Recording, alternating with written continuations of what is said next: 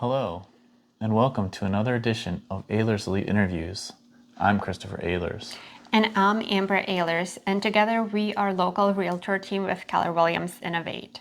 We are sponsors for parkbench.com, a site committed to promoting local businesses and keeping you informed about the events in your community. Without further ado, we really hope you enjoy this interview.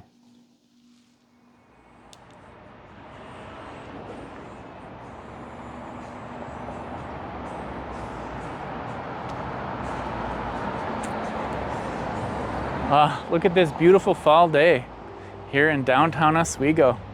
We are here to visit Valley Winery. I'm very excited to find out all I can about wine, to meet the president, the winemaker, and they recently moved here, so I want to learn about that. This is going to be amazing. So come on.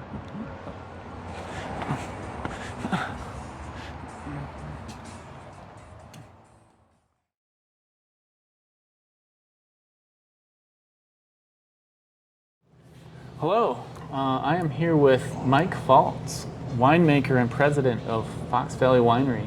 Thank you for having us here today. Well, thanks for coming out. Yeah, appreciate that. Can you tell me a little bit about some of your award-winning wines? We've won numerous awards, so many that we've kind of lost count over the last almost 23 years. We've won 2 Governor's Cups, which is the best wine in the state. Numerous double golds. We actually stopped entering competitions a couple of years ago just because I literally have a whole box of medals and we don't have anywhere to put them. So it's like, well, why are we still entering competitions? We still will enter the Illinois competitions, just to, stay current with the other winemakers and stuff in the state. Just kind of bragging rights, Sure. There's only about 165 winemakers, I think, in the state. So, it's a pretty small community. We all know each other pretty well. So it's kind of like bragging rights, Yeah, okay. Mine was better than yours type thing. But it's really changed so much since we started. When we started, I think we were the 13th active winery in the state when we started 23 years ago. And now there's 165, 170 Wow. wineries in the state. So that's a pretty dramatic change. And it's been good for us. The last couple of years have been a little tough with the pandemic, but we're trying to stay current and doing the wine slushies now, which you just sampled. I just tried it. It's absolutely amazing. They've been just super popular. No doubt. So good. So good. Where do you grow your grapes? We don't actually grow our own grapes, but most of our grapes are locally grown. The nearest vineyard to here is about 25 miles. Okay. That we get grapes from.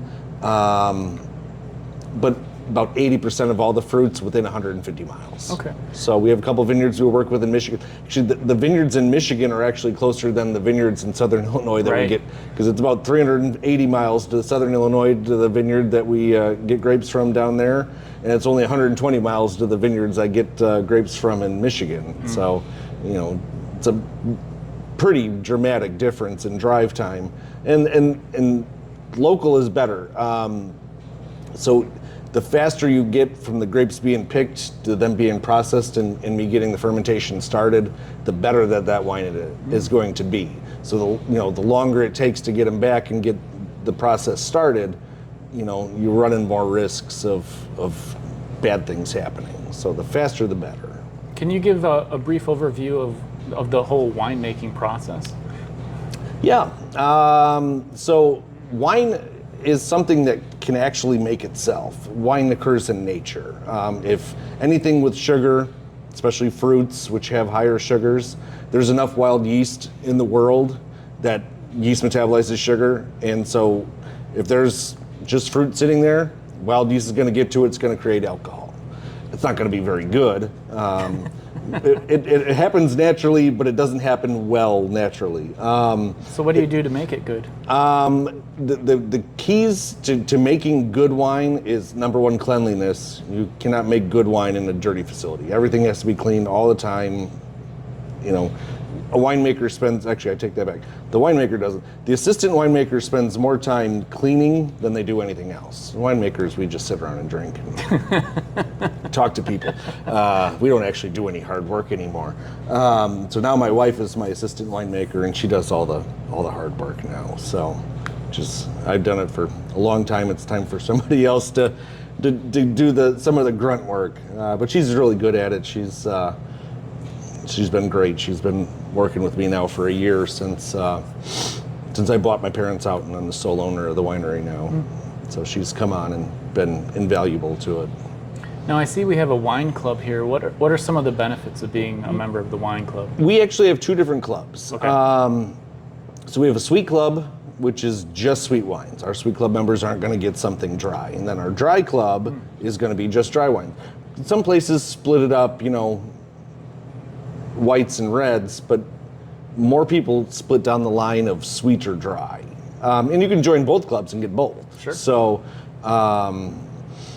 we found the majority of people tend towards not just red or white, but towards sweet or dry. So it's been a good club. It's one bottle a month that you're pre-charged for. All it is for us is a guaranteed sale. The wine club member, they get complimentary tastings every day for them and a guest. So they come in every day, sample 3 wines. Wow. 3 wines. 3 wines for no charge, and for them and a guest. And then they also don't pay the corkage fee to have a bottle on site opened up for them. And all wine for wine club members is 10% off, at least 10% off. So we do specials, and we do our wine club appreciation days where we have hors d'oeuvres and sometimes live music for them. So we take really good care of our members because they take really good care of us. By coming in more often and spending more money, that's how you stay in business, is getting a good local base and growing it and taking care of them because they're going to take care of you. So.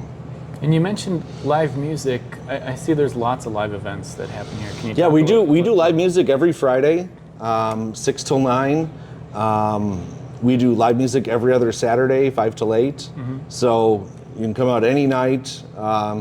Not necessarily need a reservation, but we recommend having one just in case. Call ahead. Make sure you set yourself a table.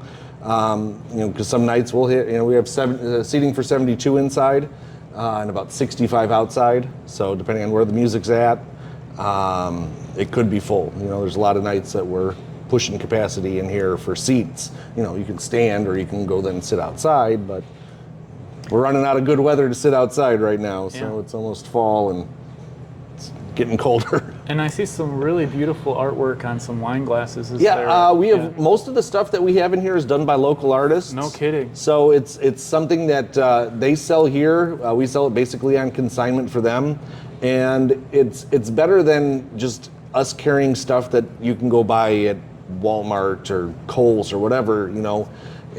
So we have very small amount of stuff that we actually have as retail items for ourselves, and it's mostly wine related, bottle openers, things like that.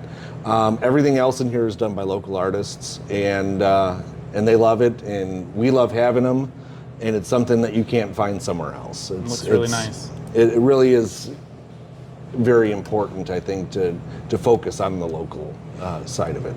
And you said you started the business 23 years ago? Yeah, my dad and I started this. It started as a hobby. My dad and I we both enjoyed wine and thought, well, geez, how hard could it be to make wine? It turns out it's actually really hard, but we were really good at it. We started entering amateur wine competitions, and we took best in show in a couple of them. So we're like, our family and our friends are like, hey, you got more of that wine you made last year? Well, we're out of that one. So we were like making as much wine as we could legally and not be a commercial winery yet. And then around 1998, we started looking into what it would take to be a commercial winery. And finally got everything done in March of 2000. So this coming March will be 23 years in business. And what motivates you to keep going? The state makes it harder and harder every year, but mostly it's my customers and my love for producing something that's unique. You can get wine anywhere, but to have something truly unique, you have to go to the smaller, boutique wineries. Otherwise, it's just the same as everybody else's. So we try to do different things in different ways to keep it fun and not be scary. Wine isn't supposed to be confusing. Wine's not supposed to be scary. It's supposed to be a beverage. We try to make it more accessible to everybody. Wine is just something to drink, and it's something that's fun, and like I said, it shouldn't be confusing. So drink what you like. If you like, I could make the best wine in the world for Brussels sprouts, but if you don't like Brussels sprouts, it's not going to make you like them anymore. So, like I said, food is a very important component to wine, and there are certain wines that are going to enhance certain foods and certain foods that are going to enhance certain wines. But if you don't like it, it's not going to make it taste any better to you. Sure. So the most important thing with the wine is to drink what you like. If you want a red wine with fish or a white wine with a porterhouse, drink what you like. That's the most important thing. And we try to, we have enough of a wine list. We try to have, 18 to 25 wines. We're going to find something that's going to match your palate. Whether you think you like wine or not, you just maybe haven't had the right wine yet.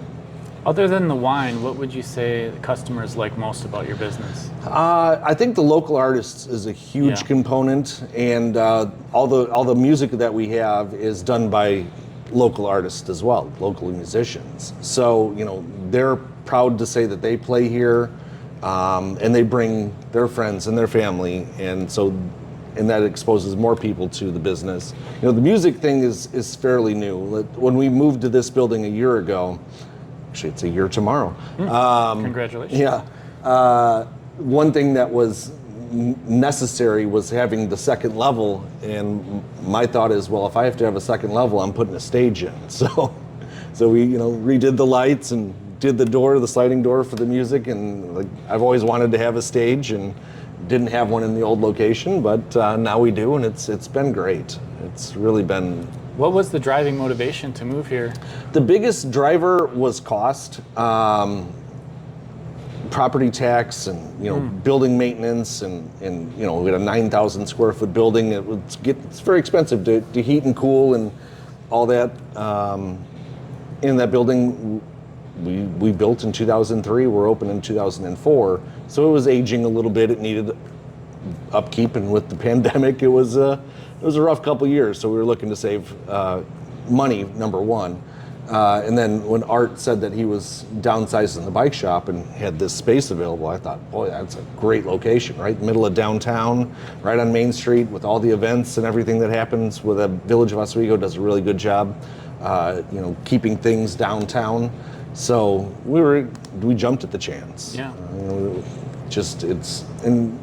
we did the build out and made it our own, and I think it's been a very good move for us. Yeah. Have you noticed any significant changes since the move? We have had a dramatic increase in local traffic. That has been, our other location was a destination. So, but that was, tourism was still going on. So, with the drop in tourism with the pandemic, that's 40% of my business that just up and vanished.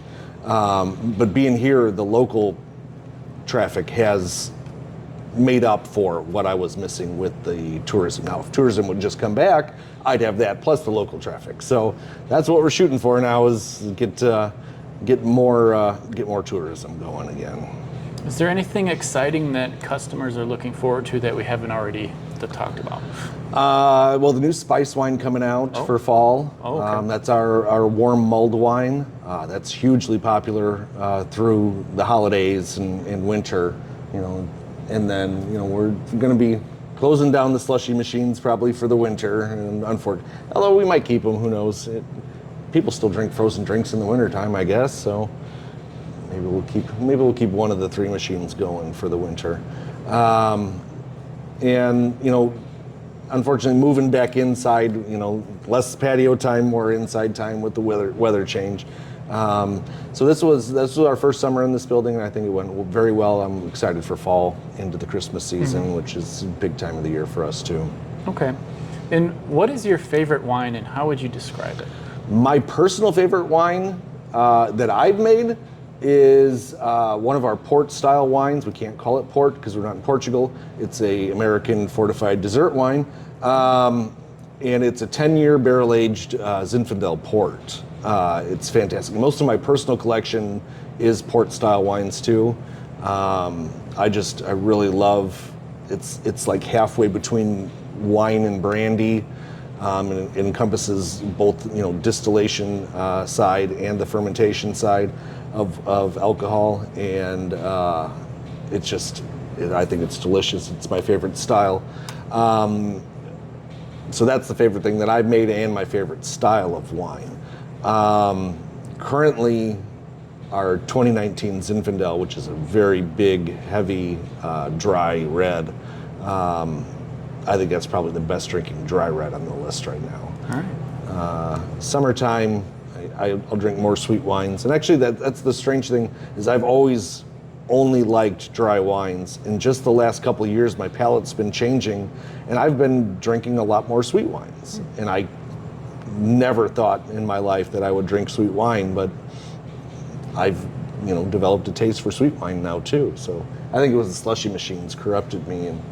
And it is so oh, good. that's the other one. We have a wine called Corruption. That's Corruption. That's named for our wonderful politics in our state. We've got more governors in prison than anywhere else, I think. But that's our best-selling wine, is the Corruption. It's got its own T-shirt, for goodness sake. But and then we have the red, the white, and the blue, which are very popular wines. We try to do stuff that's fun, not be so serious. I'm not a very serious person. Well, thank you again. This has been so nice to All right, get to well, I appreciate meet you it. and Yeah. learn so much about wine. And thank you again for this time. Come out often. We do everything every day. So we're Yeah. open 7 days a week, closed 7 days a year. That's it. Okay. So just the major holidays. All right. Thank you again. All right. Thank you.